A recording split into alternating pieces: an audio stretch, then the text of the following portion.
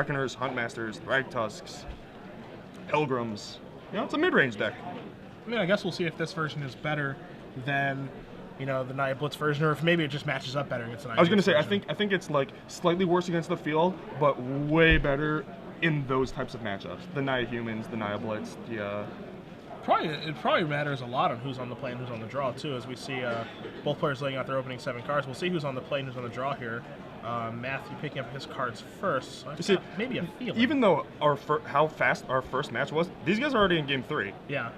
This shows Format's pretty quick. Yeah, shows how fast this format is. You see Matthew's hand, he's rearranging things. You see a Temple Garden in the front. I see an Experiment 1. I see myself a Frontline Medic, and I think I see the Spicy card that I wanted to hide from you. But it's, I think he has to Rally the Peasants in his hand. Rally the Peasants, the Innistrad common. Yes, tell me more. It is 2 and a white, and your dudes get +1/+0? Try again. I lose. +2/+0. +2/+0? Flashback. 2 in a red. I knew a flashback. We'll bring it up on the screen for you. It's powerful. There it is. Basically, what Matthew's done here is these decks have been known to play 1 or more copies of Giant Growth, and he's electing to play Rally the Peasants instead, which I actually don't hate, because if you're trying to swarm your opponent, which this deck is actually trying to accomplish, this is a card that works well with that card. So yeah, it makes sense. I mean, like, there is that sort of flex spot that, sometimes there's Rampagers or Giant Growths or what have you, and why not a Rally the Peasants? I mean, you would play a Glorious Anthem if you could. yeah, I'd be definitely happy to play the Glorious Anthem in this deck.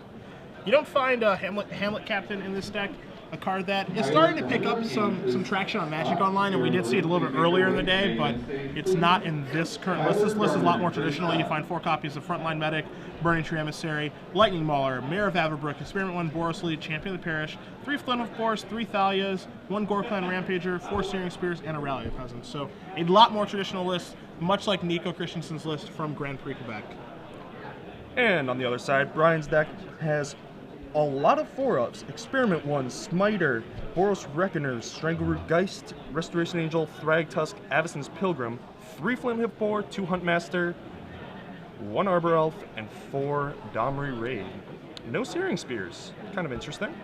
You do see a mulligan to 5 from Brian Boston. While he was rearranging his deck really quickly, we did catch a quick glimpse of 2 copies of Blasphemous Act are in. Yes, he has those in the sideboard, as well as the 2 other Huntmasters, which I have to assume are coming in, and then Oblivion Ring, probably maybe not coming in. I feel like it's just a little too slow. Yeah, it's like okay, but probably not good enough, I would guess.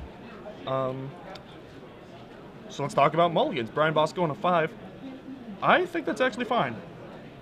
Like, looking at this matchup, I think that it's fairly easy for Brian to just play a Smiter on 2 or 3, and that be not enough to win, but enough to buy him enough time to draw out of his mulligan.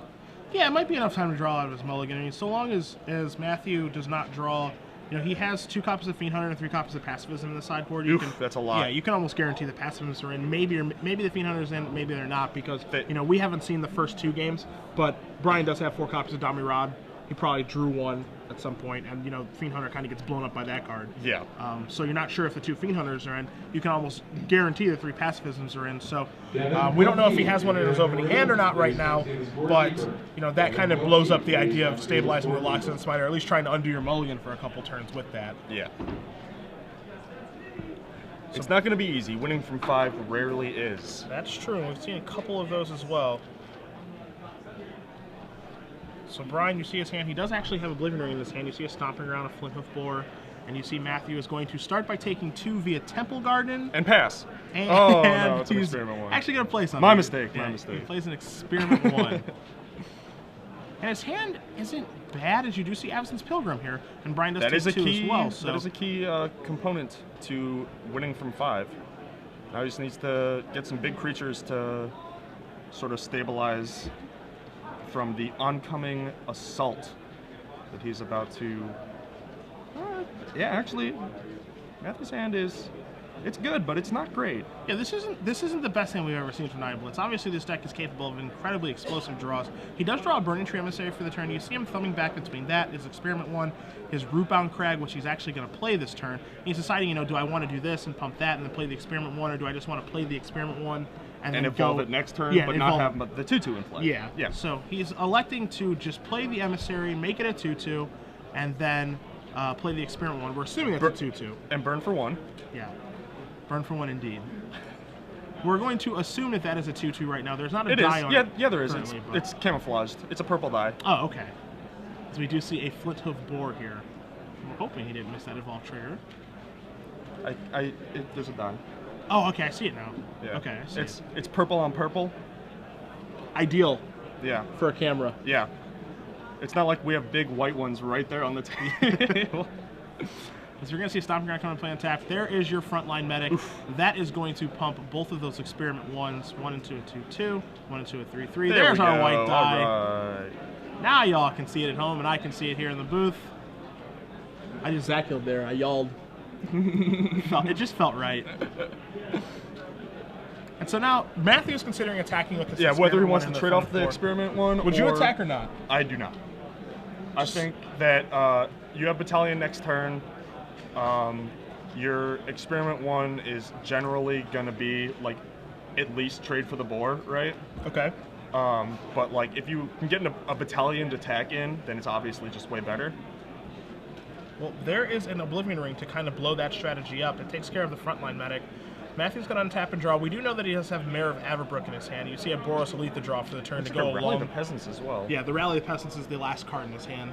So he can play 2 guys this turn. They will not evolve the Experiment 1s, but they will make them bigger, which is what the Mare is going to do. Because this creature type human ooze. And so here come the idiots. See, now it's a 4/4, so you don't have to trade with the Flint Hoof Boar anymore. It's, I don't know.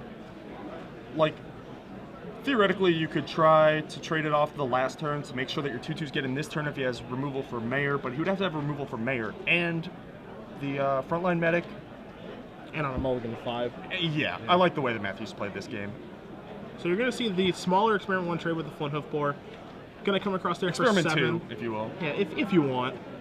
And then there is a Boros Elite post-combat. So Boros Elite is now threatening Battalion. Mare is threatening a flip here. And you see Brian's hand of Mountain, Experiment 1, and Temple Garden. The awkward top deck, both in Constructed and Limited. Standard and Modern. The Evolve guy off the top in the late game is never a pretty sight.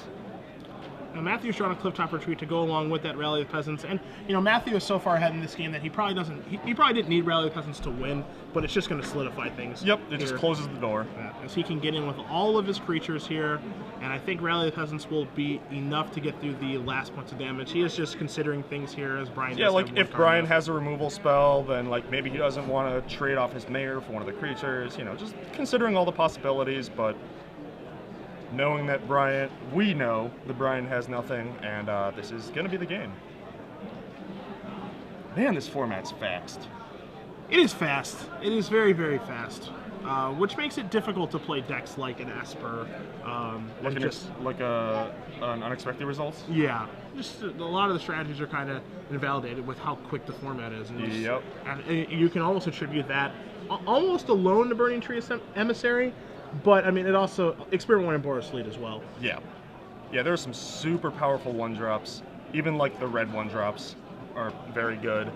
And Champion is just, like, I don't know. Earlier, Kyle Dembinski was in the booth, and he was playing a Blitz deck.